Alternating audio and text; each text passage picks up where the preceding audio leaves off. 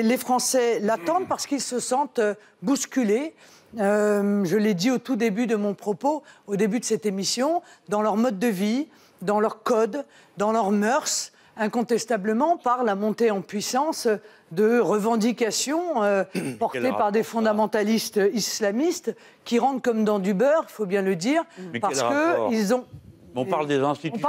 On parle de la révision constitutionnelle. Je peux expliquer... Pardon, monsieur Mélenchon, j'ai le droit de défendre mes idées? Mais oui, merci beaucoup. C'est très gentil. C'est tout. Il se trouve que c'est aussi celle d'un certain nombre de millions de Français. Et donc, je dis encore une fois que j'inscrirai dans la Constitution le droit de défendre notre patrimoine historique et culturel. Qu'est-ce que ça veut dire? Ça veut dire, je viens de donner l'exemple. Les crèches, ça veut dire que, par exemple, les crèches font partie de notre patrimoine historique et culturel et que donc, sur la base de ce texte constitutionnel, eh bien, nos maires pourront, malgré, encore une fois, l'interdiction que veut promulguer M. Barouin... dans le hall. Eh bien, voilà, c'est bien. Alors, vous voulez merci, mettre des symboles religieux dans les mairies, c'est ça votre truc? Alors, ça n'est pas un symbole religieux. C'est la laïcité de Madame. Ça, c'est la laïcité chez vous. Non, ce sont nos traditions, Monsieur Mélenchon. Je sais qu'elle vous dérange, je sais même qu'elle vous horripile. Peut-être que j'ai une crèche chez moi. Sachez mais c'est chez moi, j'embête pas tout le monde avec. Les Français sont évidemment très attachés à leurs traditions, ils veulent les conserver. Et bien, grâce à cette révision constitutionnelle, mais non, madame, 60% des Français n'ont pas de religion. Fichez-nous la paix avec la religion. Nous ne sommes pas obligés de subir vos foucades, vos trouvailles, votre manière de nous imposer à tous une manière de vivre qui n'est pas la nôtre. Merci Jean-Luc Mélenchon. Nathalie Arthaud, protestez. Nathalie Arthaud. Non, mais laissez-moi répondre quand même un tout petit peu. Non, mais finissez, mais vous avez fait 2 minutes. Je vais répondre à monsieur Mélenchon en disant que les crèches dans les mairies, comme les sapins de Noël dans les écoles, tout cela, ça ne participe pas exclusivement de la religion, ça participe de nos racines. Vous avez déjà regardé? Merci Jean-Luc Mélenchon. De notre pays, de notre culture. Ça ne peut pas être un dialogue. Pas tous en même temps, s'il vous plaît. Ça n'est pas un dialogue. Qu'est-ce que c'est que cette histoire? Votre loi, c'est non conditionné. Les entreprises n'ont aucune obligation de renverser. Totalement. Le cas Bigard, pareil à Île-sur-Somme, fermeture d'entreprise, 10 millions d'euros touchés par l'entreprise Bigard, 0 remboursement. Je l'assume totalement. Vous l'assumez? Mais je l'assume, et là-dessus, c'est pas que le CAC 40, c'est toutes les entreprises de France et de Navarre. Le CICE, ça n'est pas une aide directe. Ça a été, c'est son problème d'ailleurs du CICE, c'est pour ça qu'il n'est pas assez clair, c'est que c'est une baisse de cotisation différée. Donc moi, je le supprime et je le transfère par une baisse de cotisation. Donc je l'assume parce que je pense qu'il faut baisser le coût du travail pour permettre de créer plus d'emplois ou de défendre justement la stabilité des entreprises. C'est pas un cadeau pour moi. Ça n'est pas un cadeau parce qu'il y a des grands groupes qui en bénéficient, vous avez raison, mais c'est des grands groupes aussi qui créent des emplois ou les maintiennent en France. Mais il y a aussi des PME, il y a des agriculteurs, il y a des artisans qui en bénéficient. Ça bénéficie. Et donc, je souhaite le maintenir. Ça, je l'assume totalement. Ça bénéficie à plus de 50% aux grosses entreprises. On pourrait faire des aides ciblées pour les TPE, PME. Et quand on donne à Auchan ou à Carrefour, je m'excuse, ça n'a économiquement aucun sens de donner à des boîtes qui ne sont pas en concurrence avec l'international.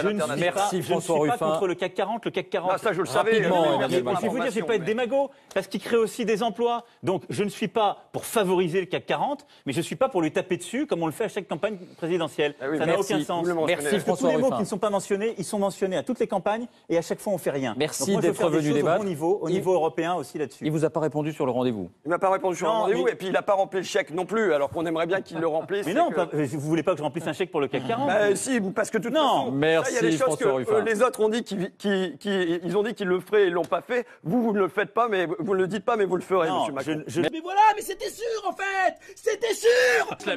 Monsieur. Bon, arrêtez, c'est moi qui pose les questions. Ce débat tourne tout. Oui, mais on comprend rien. Ce débat, il existe peut-être ici sur ce plateau. Dans ma vie, j'en ai jamais vu un.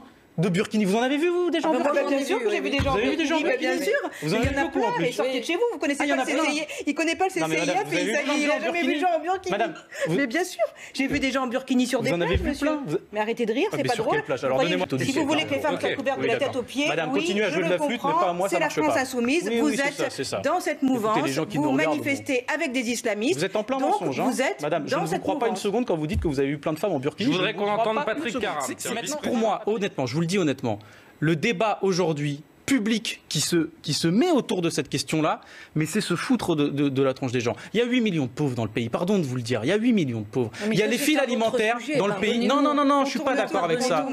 Non, je contourne pas, je trouve que la France insoumise devrait vraiment s'inquiéter du burkini comme étendard. Non, mais ils adorent. De l'islamisme. Vous avez déjà vu une femme en burkini, vous aussi?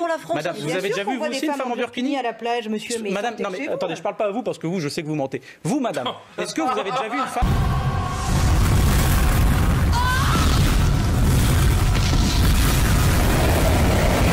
La décennie dans laquelle on est entré, c'est celle où vont être franchis des points de bascule, notamment pour toutes les questions climat et questions sociales. Oui. Donc là, on prend nos responsabilités. Si vous aimez continuer à manger au glyphosate, il ne faut pas vous priver, votez Macron. Mais si vous ne voulez plus en voir une seule trace dans votre assiette ni celle de vos gosses, eh bien vous votez pour moi. Et ainsi de suite. Mais encore une fois, j'essaye pas de dire j'ai raison et les autres ont tort. Je vous dis, c'est compliqué. Voilà ce que je vous propose. Si vous en voulez, prenez. Si vous n'en voulez pas, choisissez. Moi, je me soumettrai au vote. Et c'est la beauté de la politique. Et c'est la beauté du débat public. Et c'est la démocratie, c'est pas seulement l'art de gagner, hein. Des fois, il faut savoir perdre. Et c'est aussi la beauté du service public de pouvoir accueillir ces débats, en l'occurrence ici on va voir comment vous vous y prenez pour que ce soit... Tenez, il y a des sujets, on ne peut pas en parler. La dette, jamais. Des gros sujets, qui va payer la dette? Vous en savez rien. Nous en parlons régulièrement et vous savez que Jean-Michel parle régulièrement de cette question. Faites une émission, invitez-moi. Exactement. Nous ferons cette émission. Mais si nous la faisons dans de bonnes conditions, Monsieur Apathy, vous serez pardonné pour vos erreurs du passé. Merci Monsieur Jean-Luc Mélenchon.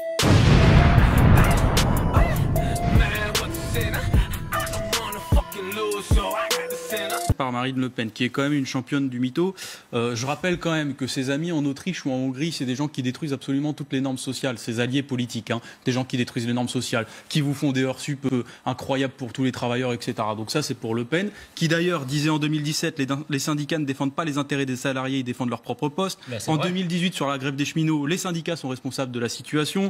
Et lors de la journée des travailleurs, tous les 1er mai, la dernière fois, elle était à Nice pour fleurir une tombe de la statue de Jeanne d'Arc. Donc ça, c'est pour l'extrême droite qui, de toute façon, a toujours été dans le mensonge. Elle n'entend pas les voix des travailleurs, Jeanne d'Arc. Laurent Berger, ce matin dans les colonnes du Journal du Dimanche, demande effectivement des précisions au minimum, même lui, alors qu'il était plutôt partant pour... lui, si j'ai bien compris, il est plutôt pour un système de retraite à points, avec quoi moi je suis en désaccord complet, mais je trouve que c'est un bon signal qu'il donne en disant, écoutez, ne nous servez pas l'histoire de l'équilibre financier, parce que c'est pas vrai, et que si vous en êtes seulement à 17 milliards, personne n'a encore fait le total, mais je vous l'annonce, on le fera. Le total de ce que va coûter la réforme, c'est plusieurs dizaines de milliards. Effectivement, plusieurs dizaines de milliards. Simplement, vous regardez cette image, puisqu'on le disait tout à l'heure, Agnès Buzyn qui avait quitté son ministère et qui est donc dans cette voiture en train d'arriver dans la cour de l'hôtel de Matignon. Et tout à l'heure, elle va monter les escaliers, ce qui sera une deuxième information.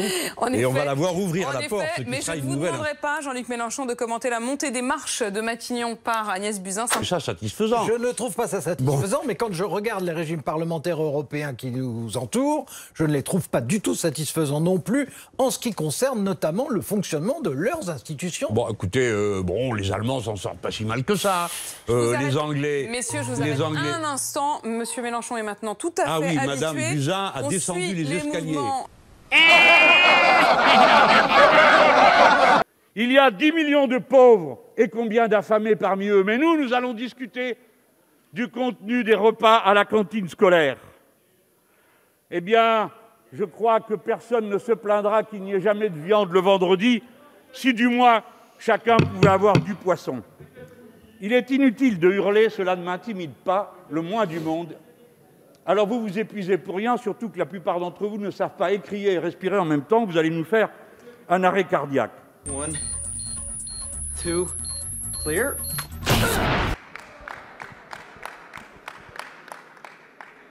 Qui a dit « Il est des biens et des services qui doivent être placés en dehors des lois du marché et nous devons relocaliser et recréer des forces de production sur nos territoires. La souveraineté sanitaire et industrielle sera l'un des piliers du plan de relance. »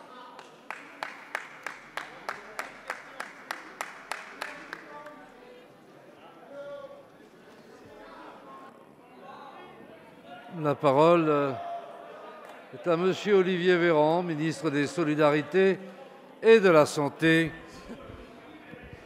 Le sigle reste le même, monsieur le député, ça reste toujours les QAG, mais ce ne sont plus des questions au gouvernement, mais un quiz au gouvernement, j'imagine.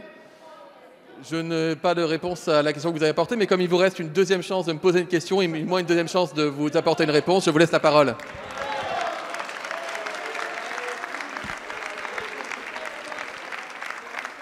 Monsieur le député, vous avez la parole. C'est dommage que vous ne sachiez pas, il s'agit du président Emmanuel Macron, le même qui était au chevet de Sanofi pour faire la promotion de la recherche sur le vaccin. Et je passe sur la polémique sur le fait que Sanofi, malgré les aides de l'État, avait réservé ses premières doses pour les États-Unis.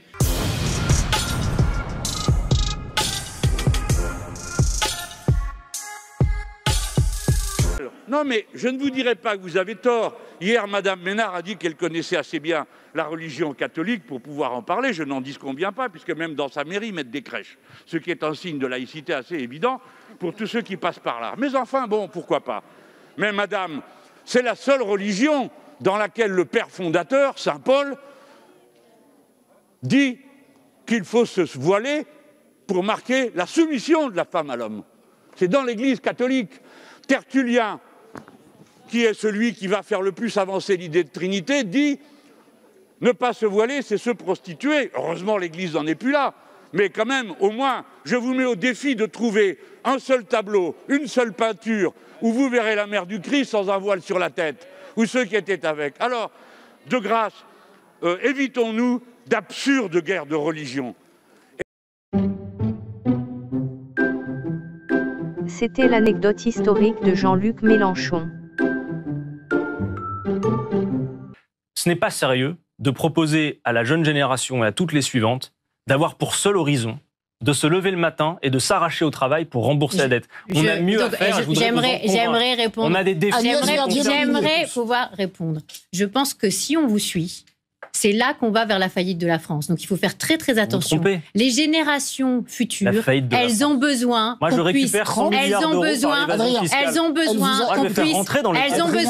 qu'on puisse produire en France, qu'on puisse avoir des entreprises en France qui se développent, qui font de la croissance. Et ça, c'est en baissant la dette qu'on pourra le faire. Pourquoi ? Parce que tous les pays qui ont réussi à baisser leur dette, ils ont réussi à avoir un taux de chômage beaucoup plus faible que nous et à avoir une meilleure croissance. Et quand vous dites qu'on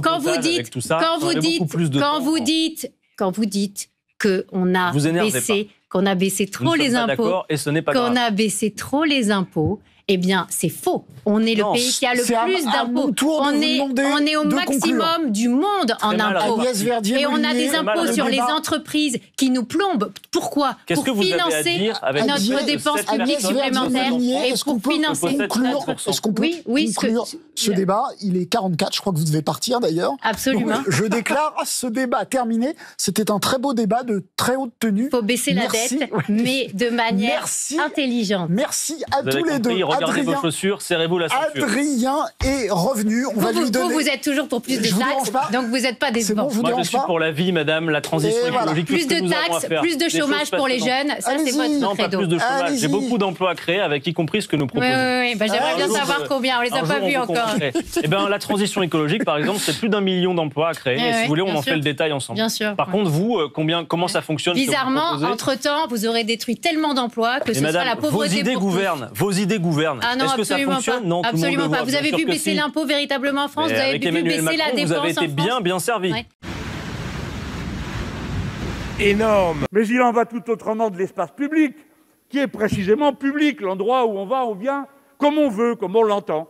Allons-nous nous donner le ridicule de choisir la couleur des cheveux, la longueur des jupes, que sais-je encore ? Tout ça est absurde.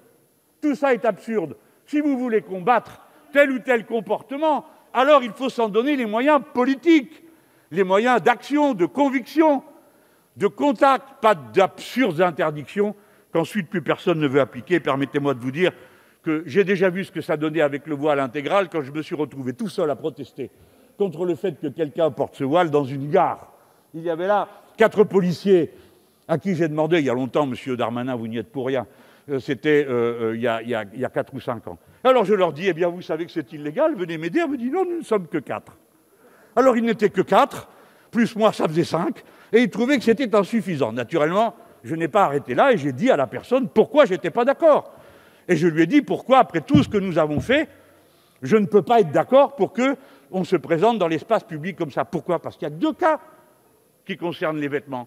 Premièrement, le voile intégral qui est interdit. Deuxièmement, la nudité qui est interdite. Point final. Tout le reste, ce sont des digressions qui ne nous mènent nulle part. Il est temps de rappeler que si l'on commence à réprimer tel ou tel des habits, je suis heureux de voir que tout ça vous amuse beaucoup. Bien sûr, c'est normal, hein. C'est normal. Non, mais je comprends parce que vous êtes des drôles. Il est temps de vous rappeler que la loi ne punit. Collègues, je vous garantis que c'est quelque chose de voir ça, hein, vous autres tous députés. Vous vous en foutez, mais vous non. Ils se marrent. Au premier rang, on parle, on explique, on donne des arguments, ça les fait rire. D'accord? C'est ça maintenant la situation. C'est du jamais vu, hein. On a déjà vu un d'entre eux nous proposer de sortir de la salle. Maintenant, on en voit qui sont-ils là. Sous la Troisième République, quand on applaudissait au banc des ministres, on considérait ça comme un coup d'État.